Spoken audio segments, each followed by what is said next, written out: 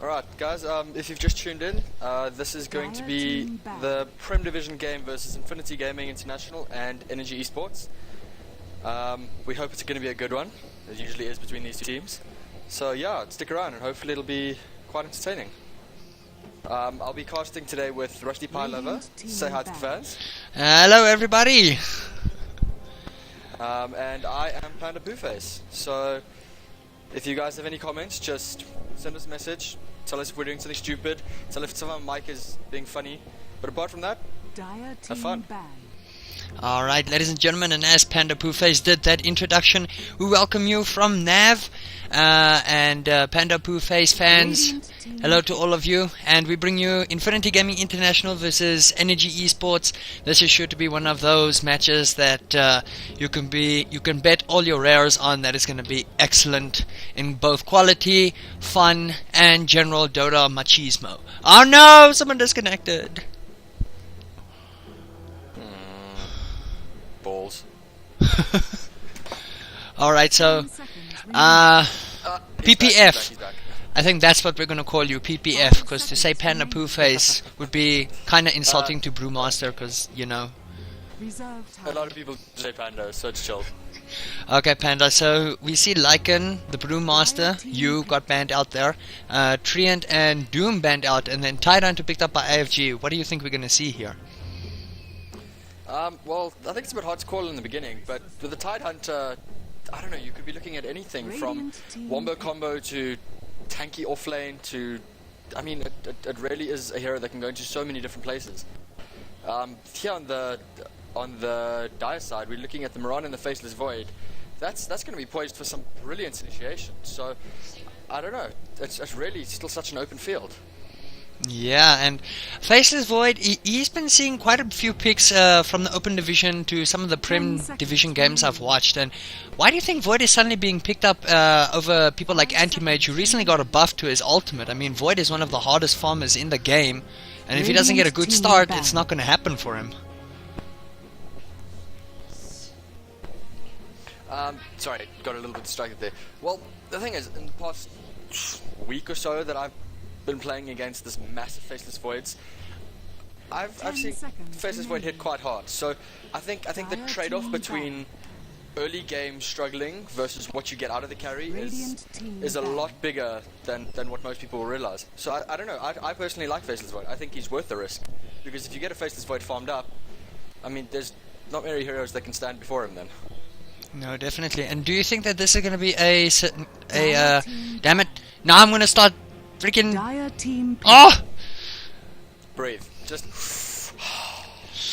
Ooh, I must go back to that class they sent me to. Anyway, so this kitty we see here, do you think she's going to be a support kitty, or she's going to be another core pickup? Well, I'd like to see her as a core pickup. Personally, Marana mid is one of my favorite heroes, so I'd very much like to see her be played mid. But again, with that ultimate, she's just crazy all over. And now we see Shadow Demon actually picked up by iFG and Lich. Now Lich hasn't seen too much play yet, but I mean, this sacrifice is so much worth it. And actually Huskar banned out. That's something I haven't seen. Why do you think that happened? 5 seconds remaining. Well, we see the Lycan and the Brewmaster also came out, so I don't know. I think eNergy are just looking to not get really, really good carries against them. I mean, a Huskar can be devastating if you've got it built. So maybe they're just scared of playing a farming game and having Infinity Gaming farm up better than them. I can see that. And Batrider, Viper also banned out from iFG, and actually Admiral Kunka gets picked up, the man with the big boat. That's what all the ladies say, but you know. So yeah, I think Infinity Gaming might be going for a little bit of a wombo combo strat here. The Tide Kunk. I mean that boat and that Tide Hunter ulti, just ridiculous. And then of course with the setup of the Shadow Demon, the disruption, there's actually quite a lot of lockdown. Torrent, while it's not the most reliable, it gives enough time for Kunka to cast, and disruption being that Gush is always such a nice thing, and we actually see some lore people working together. This proves that truces can happen when you shake hands. And I'm loving the So a Witch friend of Doctor mine pickup. Sorry. Oh no, Yeah, carry a on. friend of mine just sent me a message as I read it now, saying the Witch Doctor is going to be picked up with a Faceless Void. Very good pickup with a Faceless. I don't know, definitely. I mean, you get yourself a nice big Chronosphere, and Witch Doctor just stands there doing his Death Ward dance, and Invoker actually gets picked up. So not a mid Kunkka. I didn't expect the mid lane Kunkka. I expected the Kunkka to be a support. That Kunkka support, just the roam, is ridiculous. So I think we're going to see a Shadow Demon Kunkka support system. Radiant team. And I see. Maybe a Tide Hunter going off lane. Oh no, definitely. But Tide offlane in the games I've seen him, he hasn't done too well. Look, he's tanky and everything, but he's no like bristleback. So I think teams pick him more for like the Ravage, because Ravage is redonkulous. We all know this. If you ever played a pub, guys, wherever you are, and that guy jumps in and ravages you, you smash your keyboard, you throw your mouse, you go and get a beer, rage, you know, all those things. I'm actually quite keen to see this Invoker. I mean, I don't know. Invoker to me is one of those heroes that you either play brilliantly or you fail completely with. So I'm very keen to see how this Invoker faces off against this Dire team. And then Barry is he's busy calling things. I think they're on a 2-minute delay, but he also called for the support Kunkka. So you guys know these guys inside out. Me just being hopeful, being a nab. But in Invoker, yeah, dude. Where do you think he's gonna go with his build? Is he gonna go the Quas Vex, which Icefrog has been buffing ridiculously, or do you plan to see a Exort Quas Invoker? Well, I would say they're going to pick up quite a strong carry. So the damage from Kunkka's boat, from Shadow Demon, from the Tide Hunter ulti, it's going to be more than enough to be able to kill the Dire side. But I think Invoker is going to be focused on Tornado EMP, a Deafening Blast, just for that initial setup, just to make it a lot easier for the Tide and the Kunkka to get in. But do you think it might just be, if he tweaks his build a bit, go for the Exort build with the Shadow Demon Disruption and then Sunstrike Death? Well, there's always that. It's just, I don't know. Whoa! Oh dear. And now my PC's being wooden. One level in Exort. Okay, you are gonna have to repeat sorry, that. You were breaking up there.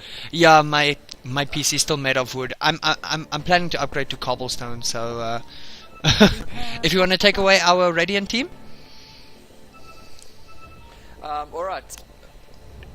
On the Radiant side, we have Summit on the Morphlin. We have Zerst on the Kunkka. YYP heading down mid with the Invoker. Tinker, Tide Hunter, Santa Stam on the Tide Hunter there, and HY on the Shadow Demon. Shadow Demon and Zerst seeming to go down off lane. I don't know if that's going to be their laning spot or if they're going aggressive tri lane. Could well be. Alright, and then on our other side, guys, we have Zira on the very, very naturific, beautiful kitty there. Klitzy Bananas on the Faceless Void. Zesk, 30 seconds to battle. Kesk, I hope I'm saying it right. He's probably gonna hate me after this. On the Witch Doctor. In the mid, Disappoint. So glad you got that team. Razor being played by Disappoint. Yeah, that's how I feel right now about myself. And whoa. Random Hero on the Lich. So not going any randomness there. He's actually got one of the nicest Lich sets there. So good luck, have fun to all the teams. Good luck, have Gavin. Gavin is life, Gavin is love. Whatever you want to call there. Did you see Half-Life 3 was announced? Don't get me excited about this. Okay, so I pulled up the creeps just to not scare you. I always tell everybody who gets the first blood on the creep, because you know tens of thousands of creeps have died for our pleasure. So honor to the creeps. Well, we could try get the first blood on the creep, but I think there's going to be a first blood top lane as well. Ooh. And Razor gets first blood. There we go. Now let's watch this top lane. There's a ton of initiation. I think Bananas is going to get into a little bit of trouble if he gets caught out here. Oh, he's in trouble. He's in trouble. Beautiful, but is it enough? There comes the stun, and no. Saving grace by the Witch Doctor. Very well done there. That was a nice pickup from Witch Doctor. That paralyzing cask, really, really good against this. Oh man, and I gotta say, Cask, while Witch Doctor was at a stage not even picked up, at this point he is just one of those heroes that when you see him and he throws those bones at you, you do not want it to land on any odd number. So, man, but we see it's gonna be tri-lane, and ooh, look at Stephanie. Am I saying it right? Yeah, this rotation here by the supports is going to be really vital. I mean, if you can pick off Razor 2 or 3 times in mid, even once, it gives your Invoker that little bit of a lead against him. And I mean, Invoker thrives on levels, so... My headset is giving a little bit of issues in my ears, so I'm going to have to sit extremely still. So, if we check Razor, he's actually leading the scoreboard 6-1 versus the Invoker, who is currently sitting on 5-2, so not too bad. Void is actually having some nice farm, and the tri-lane went bottom. Boo! I like tri-lane on tri-lane action, as do most guys. Yeah. Although I think it's a smart move here by iFG.int to rotate the tri-lane. I think the early kill in the top lane would have been worth it to keep the tri-lane there, just to break the Void down a little bit more. But I think it's better to move it down here and make sure that your Morph gets a bit of farm. Oh no, definitely. And Lich, he's just here mainly for the levels. Lich is one of the most farm independent heroes. He just gets himself a tranquil boots and he's going to be very chilled, literally. Now, I just wanted to ask you a quick question. If Lich sacrifices his creep in front of the enemy heroes, do they also gain experience, or is that just for enemies? If you actually look at the sacrifice ability, it says it grants XP to both enemies and allies. I'm such a nab. Damn it. So, yeah. I would suggest, well, most people would be playing the Lich sacrificing a little bit away from the Radiant side, but obviously, I mean, if the cooldown comes up, then you just got to use it when the cooldown comes up. It's no wonder I'm such a freaking feeder with Lich. Okay, so thank you, Panda. Now I will know what to do properly. I'm not that bad, but I just had to make sure that my life was correct. And Razor, where do you think the item builds are going to come in? Because yes, it is a Exort Quas Invoker, so some Sunstrike damage coming in. Well called there. I think your Sunstrike with the Shadow Demon was a very good call there. I don't see him building into Exort though. Like I think he'll be building more Quas Wex from here forth. But I mean, I've been wrong about Invokers before, so... Well, he's actually got 3 levels in that Exort, so he's looking to try and see if he can get a lot of denies, a lot of damage away from this Razor, because he's actually built himself a Null Talisman, he's got some consumables and some Boots of Speed, but we see a rotation coming here from Zera, so they might want to go on this, but there's a ward there seeing them, so that's not going to happen. Very good ward placement there by International, especially with the Mirana. Smoke up. And as we can see now, smoke up from the 2 supports.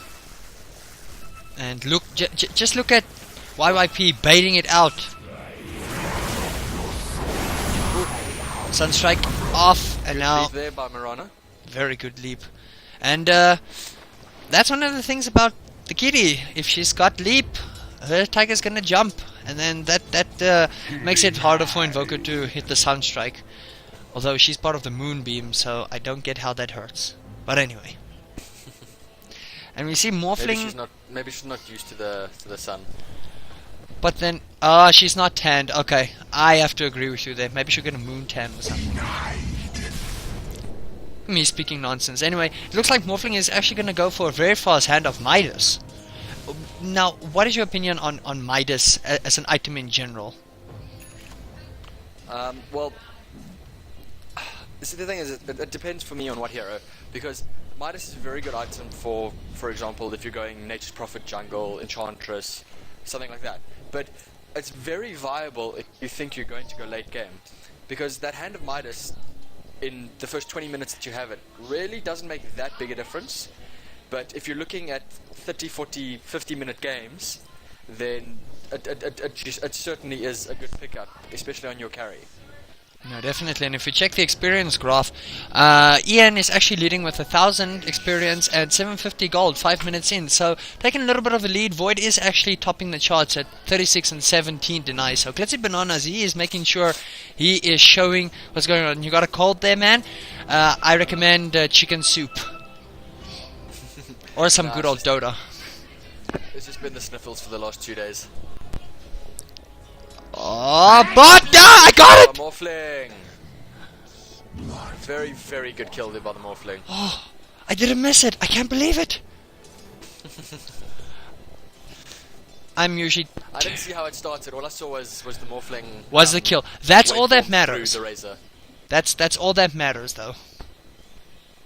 Just adding people because they want to watch the game. So, they are friending me. Coming back to these last hits and denies, I think the Invoker doing very good for himself to get 13 denies in mid. I mean, that's 13 creeps that the Razor could have been using. The Razor could have been almost top of the charts. Precisely, and he's actually bottled himself up a double damage rune and he's going for an early phase boots. But Morphling, funny enough, he built himself a Ring of Health. No Hand of Midas. You think he's going to go for very early Lincolns? Well, it could very well be his Lincolns. Although, that being said, maybe it's just the standard Ring of Health.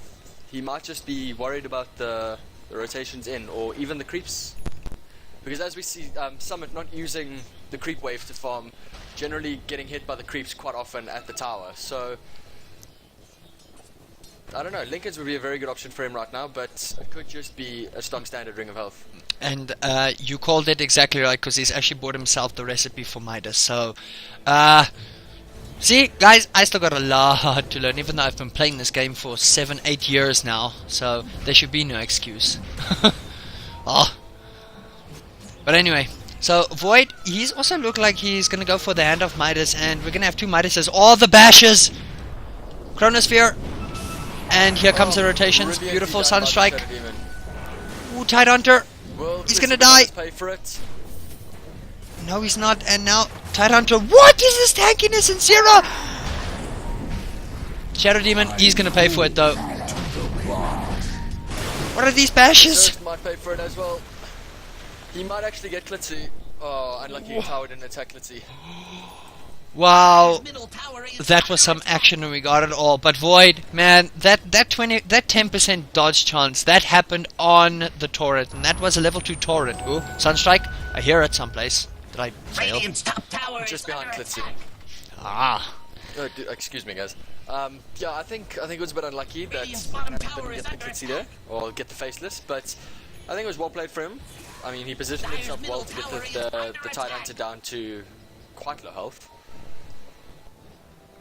Meanwhile, I generally think whoever's gonna win that top lane is gonna win the game. Because if you allow the Faceless Void to farm, you've lost the game already. Oh no, definitely. And as we can see now, he's standing in lane, all on his own, nobody around him, just farming. So now, let's say this goes to late game. All right, who do you see out carrying who? Void or Morphling? Well, I think in a 1v1 fight, Morphling might have a bit of a problem because of Faceless Void's Chronosphere. But I think late game in a 5v5, I have to back Int, because Lich and Witch Doctor, the damage is going to be basically neglected once you get Pipe up, once you get BKB up, etc, etc. Whereas with the Tidehunter, he can go tanky as anything. Invoker can build damage, Morphling can build damage, Kunkka can build damage. It's just, I don't know. I think as a team I have to back Int for the late game. Very, very good suggestion. Or Arrow, Waft, but Morphling might be going down. Or not. But very well played to get away there. Just to pull it on the hero level, Kitty is about to hit level 4 right now. So she was the lowest on the board there. And we actually see a smoke. Beatrice and Zerst, they're getting ready to do something here, but they're gonna probably aim for the Witch Doctor in this case. And yeah, Witch Doctor being pinged out. Oh, look at it go! Bashes, man, what is up with the bashes? Oh, Chrono beautifully hits all three. And now Shadow Demon, he's gonna pay for it. Wow. Razor's just getting away there. Ooh, Razor and might get Morphling. side hunt. No, he doesn't dive. Morphling actually dies bottom, and YYP actually kills off the Lich. So 3 for 3, man, action everywhere, and I missed 2 kills. I am so bad. And Lich actually used off his ultimate there. I missed 2 of those as well. And now top, it looks like it's gonna go down here. Nobody TPing in to defend this just yet, but it looks like they want to go for a trade-off here. So Void, man, he's just bashing away at people, and he's got 3 levels in time lock. So Tidehunter, if he had level 6 there, it might have been a different story. Yeah, unfortunately for the Tidehunter, they got caught out there by the Chronosphere. I don't think they expected it to be up so soon. Dire's bottom tower is under attack. Radiant's top tower has fallen. And the problem now is, can Int take this bottom tower and actually trade? Well, they do have the Forge Spirits, despite them having such a big nerf, but Morphling, he's building up into that intelligence, just making sure he's not ridiculously low on health. Because I've made the mistake of throwing everything in intel, shotgunning, and then dying right after, so that sucks. That seriously sucks. And now at least getting the trade off there, but Razor just carrying on working. I mean, he's been left alone in lane, and he's just gunning the tower like anything.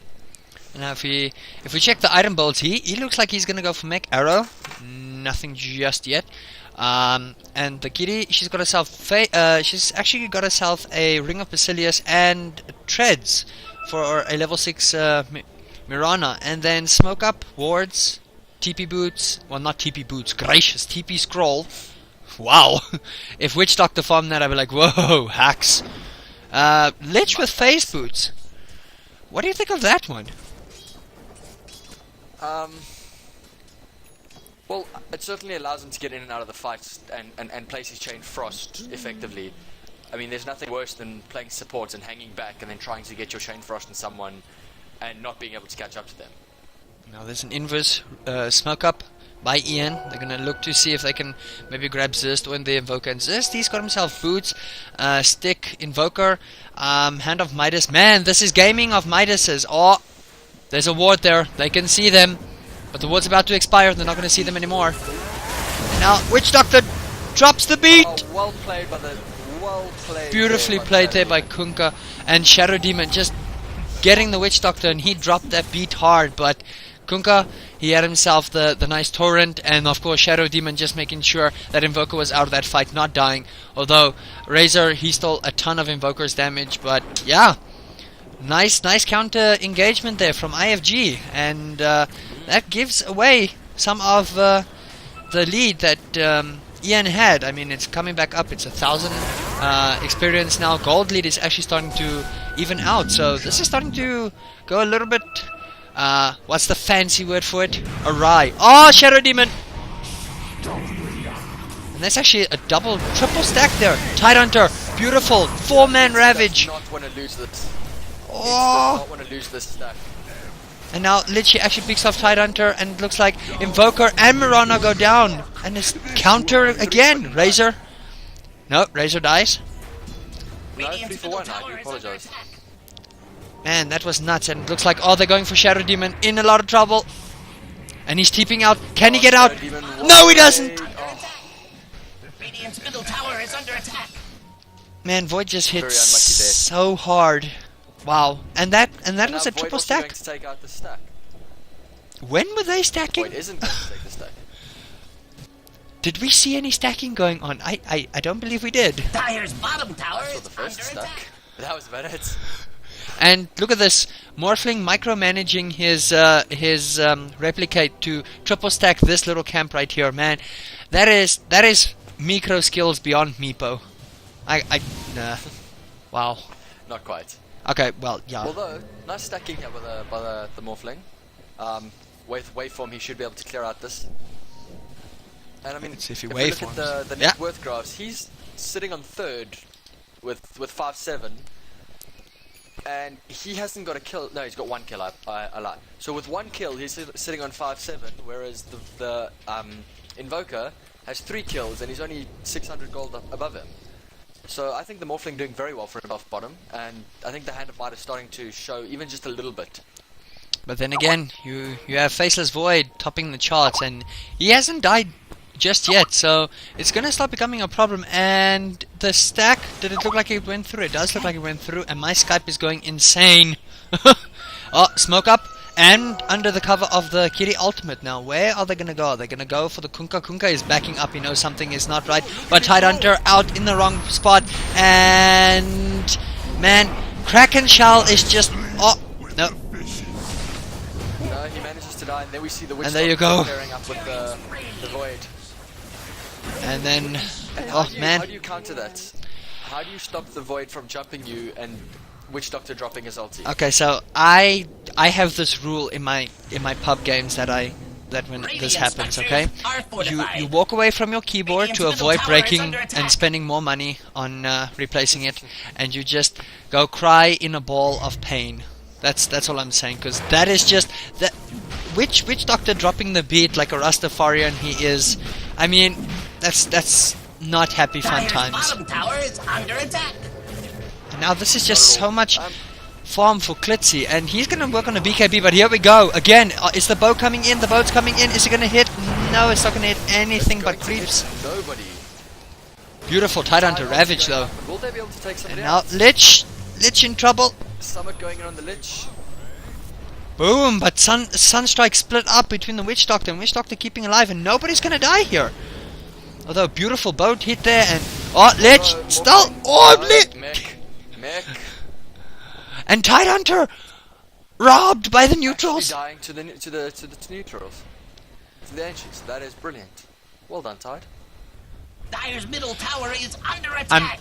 I'm not gonna flame because Dire's middle tower I once has played this fallen. game where I was I think I was a Lich. Oh no! Why are there pauses? Pause of death. There should be no pauses. Sorry guys, it seems like there's issues on the inside. Well, that's sort of my It line. might have been related to the Tidehunter death. Definitely, it looks like he might have I think bumped Santa's out might there. have DC'd. Maybe Telcom? Do we blame them? Usually Telcom, yes. Usually. Alright guys, so When in doubt, Telcom. be right back. Yes, Telcom. So I'm gonna pause the recording. Now the world will never know. Aww. But I should have been on Dota Fells because I was Lich and I had a 4-staff, and this Bloodseeker goes and hits my my Kunkka, alright? And he was on low health. And just as he hits, I 4-staff and effectively kill my Kunkka for him. Well done. I know, right? I think I'm one of the only people to die to Razor's static shield. I mean, if you look at his unstable current, every time someone attacks him, it shoots back and damages them. And I was playing a sniper, standing in my base, and Razor was standing roughly about here, running away. And instead of ulting him like a smart child, I decided to attack him on about 3 health. So we both died. Excellent. Well, it's if you can trade it off, you can trade it off. And now I've got the thing on network charts. Void is actually 101 creeps. This is 20 minutes in, and there's been a lot of changes to Dota 1, Dota 2 that we're not going to get in right now, but the mid-tier 1 tower is going to go down, and if we check the experience graph 20 minutes in, Ian has a 5k experience lead, and gold lead is starting to dip back down for them with a 1000 gold lead. So eNergy is making the best of the situation they had early on in the game, and just counteracting upon it. And where do you think the Necro book came in for Invoker? What is that going to contribute in the fight with Void getting so big right now? Well, the Necro book is a very good pickup for Invoker as is. It gives him intelligence, it gives him a bit of health. So it's a really good pickup all round. But I think the Necro book might just be used a little bit more for pushing, because if you look at the end team, that's a really difficult team to fight into, especially with the Witch Doctor and the Faceless Void. And now, So I don't know. Ends maybe thinking of split pushing, maybe trying to rat Dota. but the rat is not here.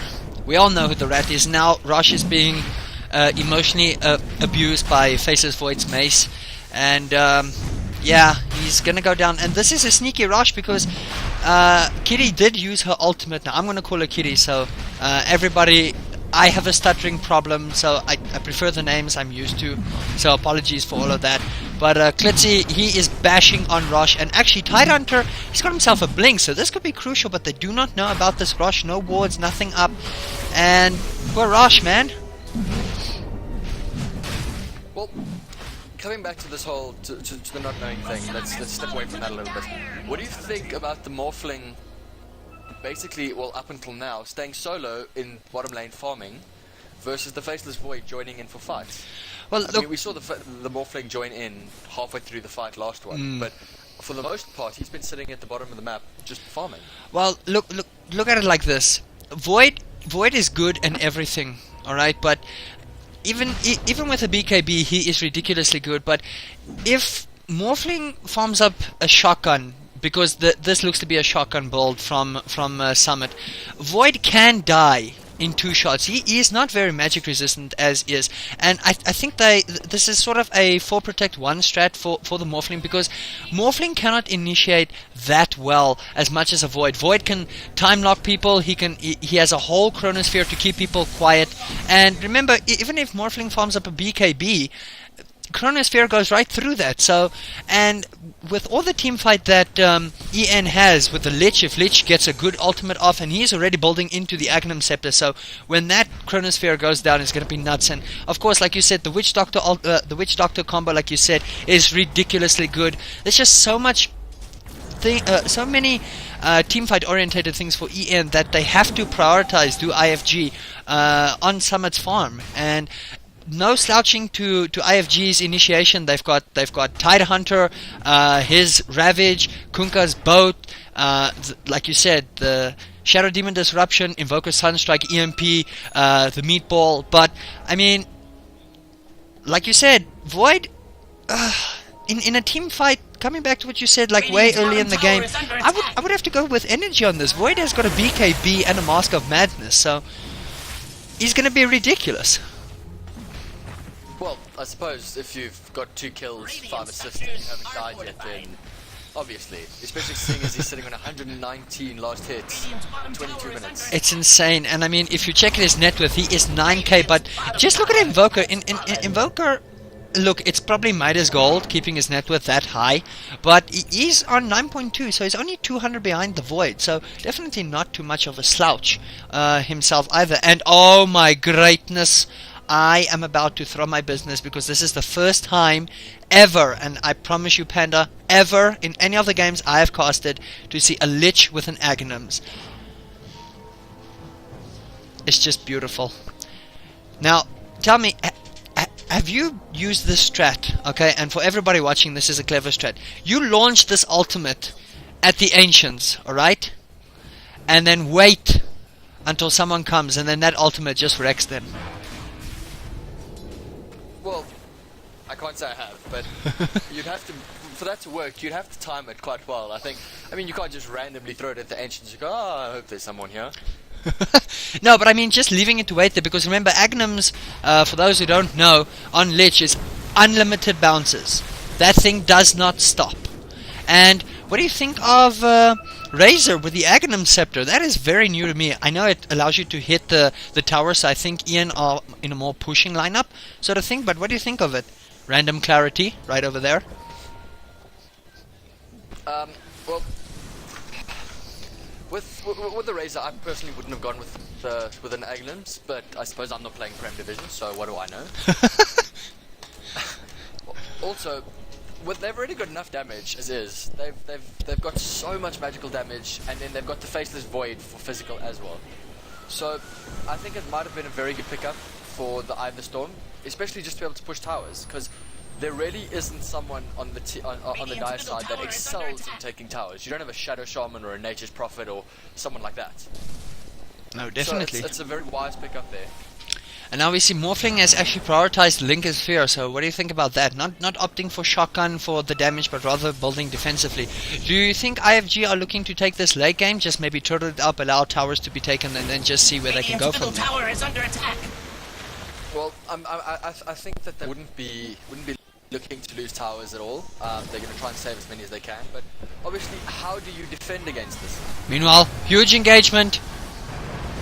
And WHOOP-DOTA dropping his beat hard, and they are just not getting him. And Void actually, he feeds the Aegis, and beautiful. Denied. Oh, here we go. Morphling may just die this. He is pushing the strength. And there goes the ultimate, and not doing anything. Okay, now, oh, actually faces Void, he dies. How? Invoker getting him, yes. Okay, I'm a nab. Unless the Necro books helped there, which I'm inclined to say they did, because that one died horribly. And now, if we check at the item builds, Necronomicon book 3 on the Invoker with the Hand of Midas, he's still got normal boots, so probably gonna go into probably Phase or Treads. Which one would you prefer? Well, with an Invoker with Exhort, you want to get off as many hits as possible, so I would say Phase boots, just for me personally. And looks like Tyrhunter, he's gonna grab either the pipe or the Agnum Scepter with the headdress. Now, many people would disagree with me, and I'm probably wrong in this, but I do like getting myself a headdress early on in the lane. It just makes you survive that much more. Or what? Am I just being flawed? Well, it depends on what you're building into. I mean, if he's going to be building into something like a pipe, then by all means. But if you're picking up a random headdress just to sell it later, then it's not worth it. More you can do with your money. Robot Panda Corn. Thank you for subscribing to my channel. So cool. And Smoke up from As we can see, eNergy. Morphling. Oh, the bashes are real with this one. And the arrow is going to hit nobody. That's best arrow EU, but I can't speak. I have the worst hook rating in the world. I mean, I miss hooks right in front of me. So yeah. I'm also not a 1v1er, so I won't challenge you. I'm a great coddle, though. But coming back to this, just look at the push. Look at this tower melt. And here we see. Speaking of which, look at the Shadow Demon melt. Look at Shadow Demon. Oh, arrow. Jukes into the tree, and he's dead. Out of that. Although, that being said, he did get them all the way away from these towers, so very well played to him. I mean, he dies, but he keeps the tower up for them. And I have to say, you can see this is more a premium division game, and nothing bad for the open division. We have seen some serious action from the open division, but you can see 6 to 11. This is not what you see in like open division or pub games that I've casted before. So again, no offense to the open divisions guys, but look at this farm.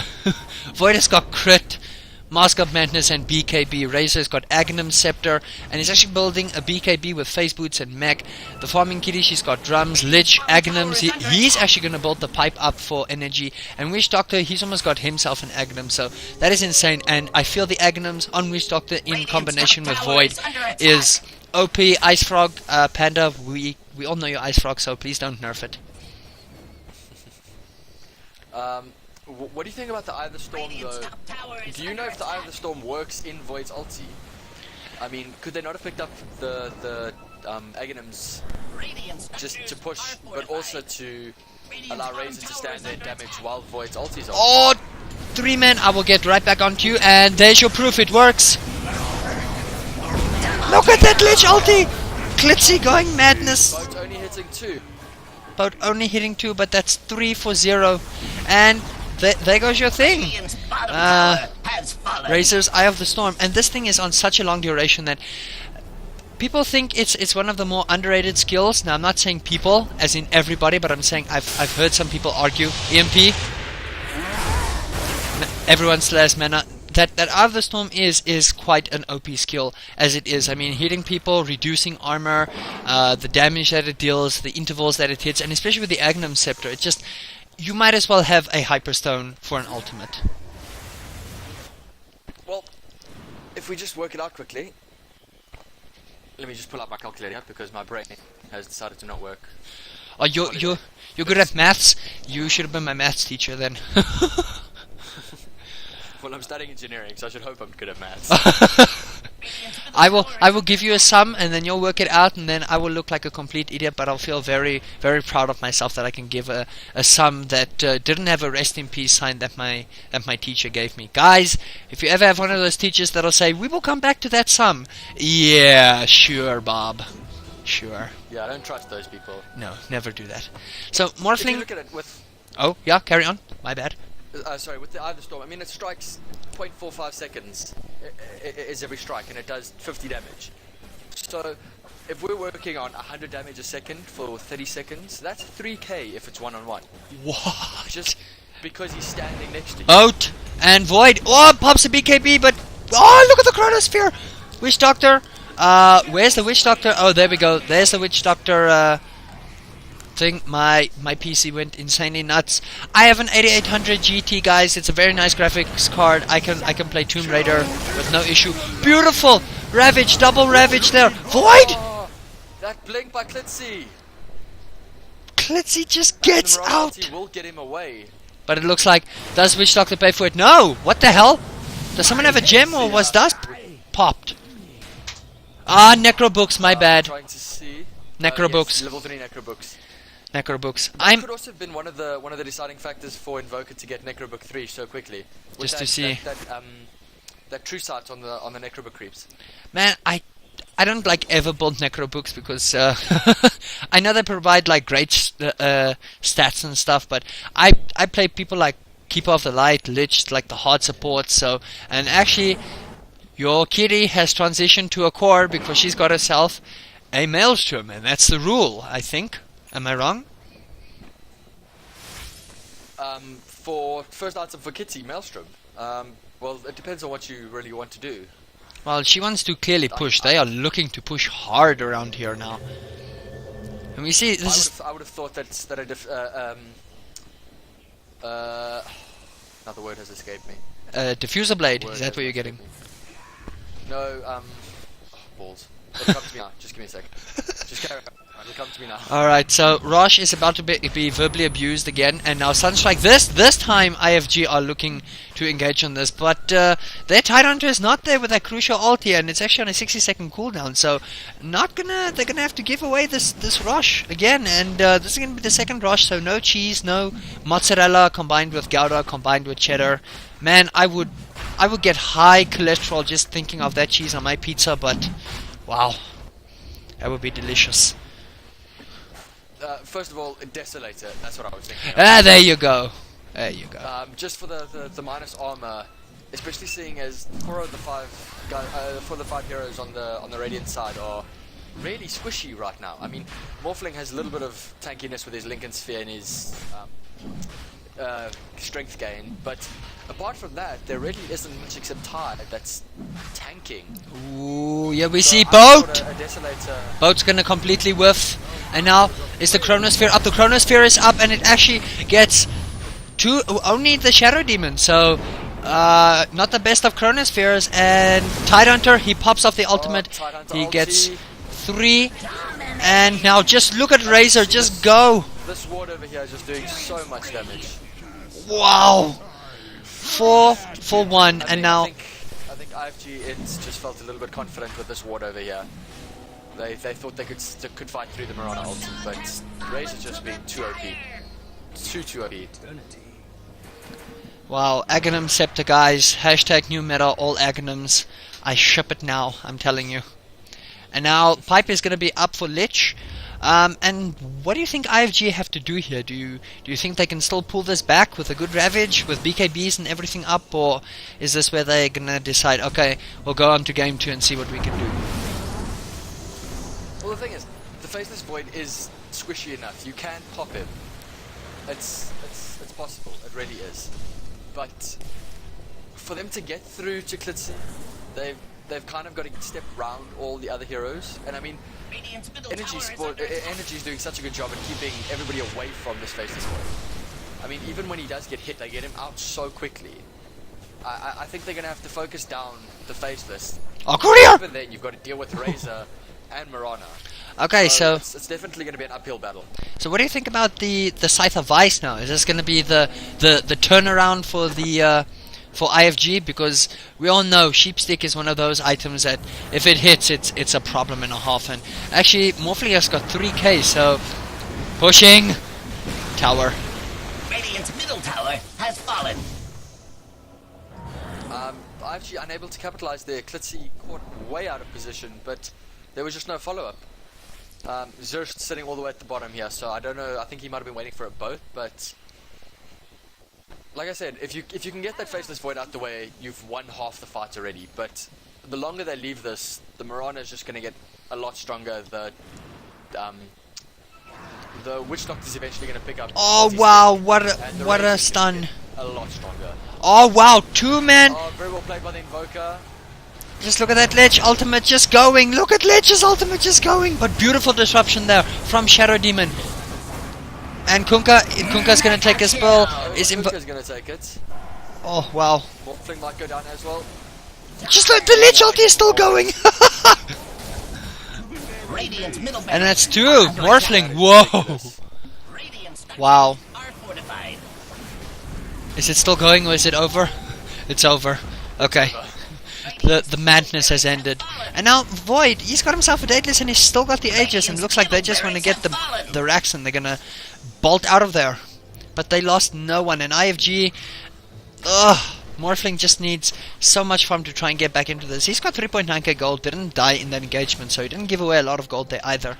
And what has Razor picked up here? You think he's gonna go Bloodstone or Refresher? With this Morphling, Bloodstone or Refresher? No, Razor. Razor. I was about to say, Refresher on Morphling. Yeah, sure, bro. New meta. Well, Refresher on this Razor could just add more to their pushing power. I mean, he's got the mech up already. They can stand there and push as much as they want. But if he gets the Refresher on the Island Storm, I really don't see how IFG can defend against. Oh, beautiful! Ravage hits the Razor. Is Razor gonna die here? But just look at that slow! And he pops off his BKB. Is Witch Doctor gonna do it? Witch Doctor, he's dropping the beat, man! And now Kunkka, he's gonna die. And here we see this Either Storm. If the only target is the tower just falls so quickly. Whoa. Oh, that creep, man! I think that's what killed Klitzy a while ago. To say that this Razor might be pushing faster than a Nature's Prophet could. Well, you wouldn't be far off. You would honestly not be far off. And Diffusal. Now, these guys, you can. It's not an orb attack anymore, because you know Blizzard took that away from us. You know. But these unique attack modifiers do not stack. But if Maelstrom procs, then Diffusal Blade will not proc. But yeah. 3-man tornado, but again, there's just not enough follow-up. And now we see IFG can't risk going in without dying, but they can't get kills without going in. E-Blade. They really needed to take a lead early game here. But as you said, the Ethereal Blade on the Morphling, maybe that Void is just going to... And now he's got Mask of Madness on, he's got to be seriously careful. But actually popping on the Witch Doctor there, but... I wouldn't have gone for that, but what do I know? I'm terrible. Beautiful Mirana arrow stopping Zest. Listen to me. Popping off the Ghost Chip. That might have been the initiation they needed. Now Tidehunter, man. Santa Sam. Tornado though. Tornado, but this is gonna be a Rax. There's nothing. Chip. Gonna hit Klitzy. But oh! Goes down. Beautiful. What E-Blade, man? That still works, and you can see Mask of Madness has its drawbacks there. And that E-Blade just works so much better in Morphling's favor. Oh, Morphling! Ooh. Klitzy almost drops twice. Klitzy! Okay, well, yeah. See, IFG International has the ability to turn this around and fight. But the thing is, if eNergy gets their Chronosphere off with the Lich ulti and the Witch Doctor ulti, there really isn't much you can do except mass BKB. Disruption or BKB or anything. And if you check at the experience growth, this is 40 minutes in, so it's effectively gone late game now. 15k experience for EN and 15k gold lead for EN. So IFG not having the funnest time in the world right now. And where do you think it went wrong for them? It could still be pulled back, but I mean, look at these creeps.